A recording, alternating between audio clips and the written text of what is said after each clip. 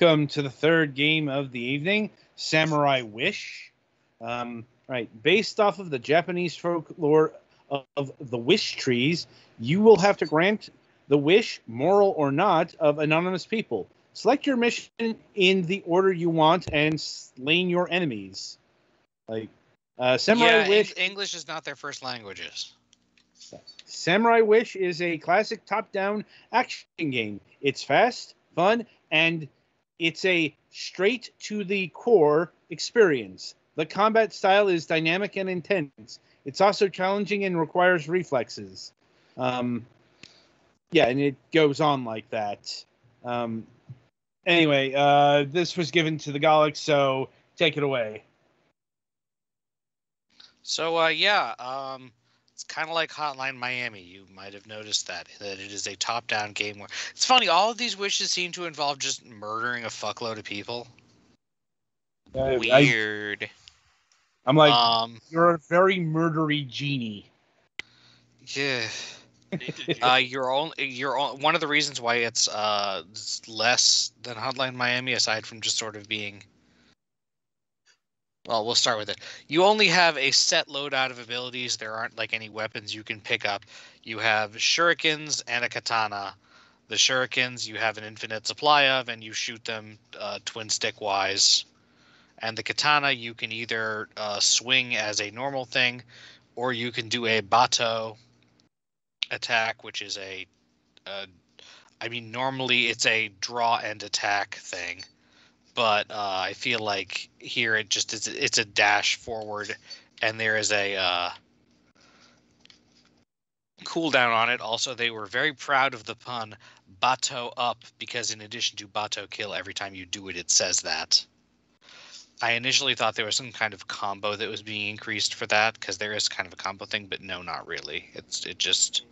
They're very proud of the pun, I guess.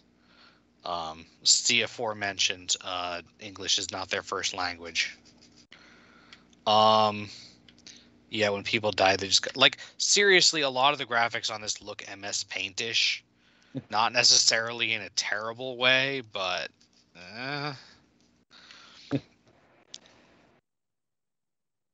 Go on. I don't. There's just it's a very structurally simple game. Like, you die when you get hit, regardless of. Well, not even when you get hit. When a guy walks up to you, you can use your sword to deflect bullets if you're on a stage where the opponents are equipped with guns. Right. And you can get deflect kills as well.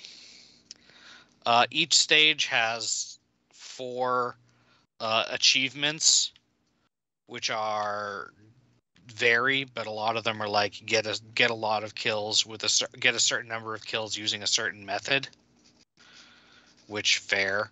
And then there's always one. The 4th one is always do all of the other ones. I never succeeded at that, but I assume it means at the same time, because you do also. This is the Steam version. You get achievements for doing them.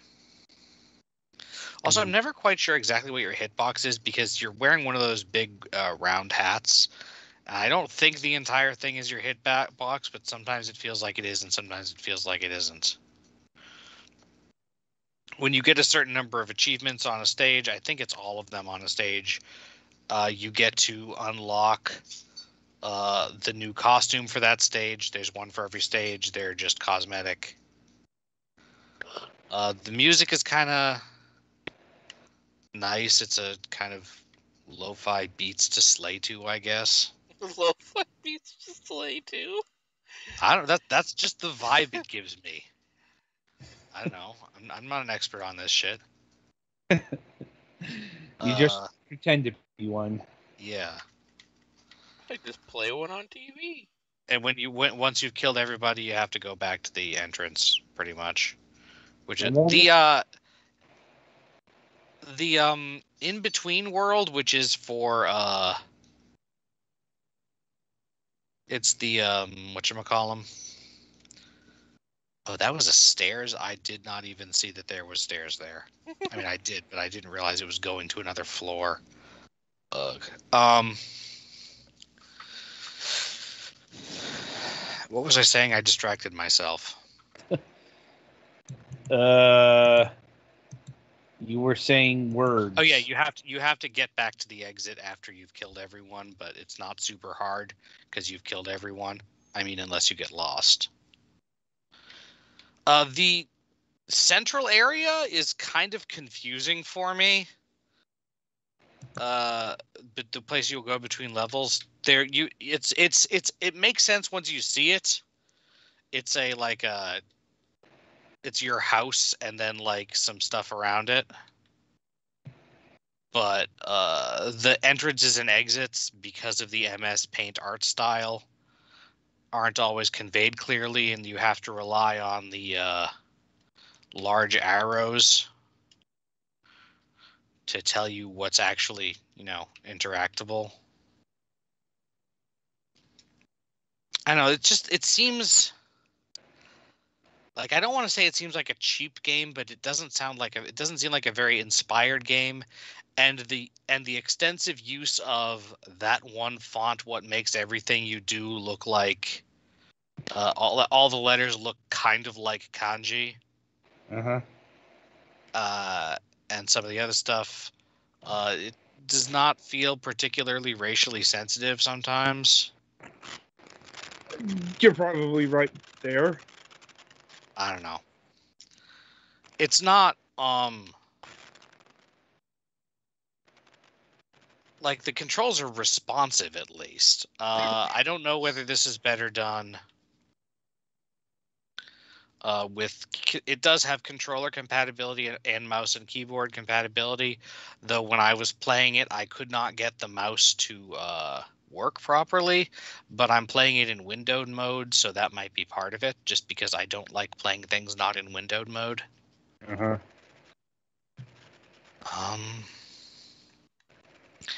it seemed like a very simple game generally.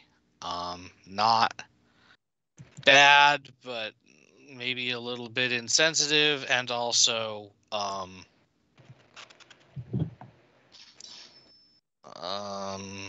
don't know. Also, there's not a whole ton to it. Yeah. You know, it's not going to replace Hotline Miami in the minds of anyone anytime soon, I think. Right. Yeah, Hotline Miami is just way more stylish, and it's the exact same top-down kill 'em up. That's a good we'll way of call putting it. it. Sure. And in that one, you have lots of different weapon choices. Anyway, it's not bad. It's just I mean, what's the damage price-wise? $5. Like, maybe. But it's also kind of hard because you only get one hit. Right. Well, I mean, so if you can handle the art and you think the challenge is appealing to you, then I don't know, maybe $5, or maybe if you could get it like half off or something. Yeah. Well, anything else on Samurai Wish here? Not really. Okay. All right, so that'll about do it for this game here. Be sure to tune in after the break, as I'll be reviewing Genetic Disaster.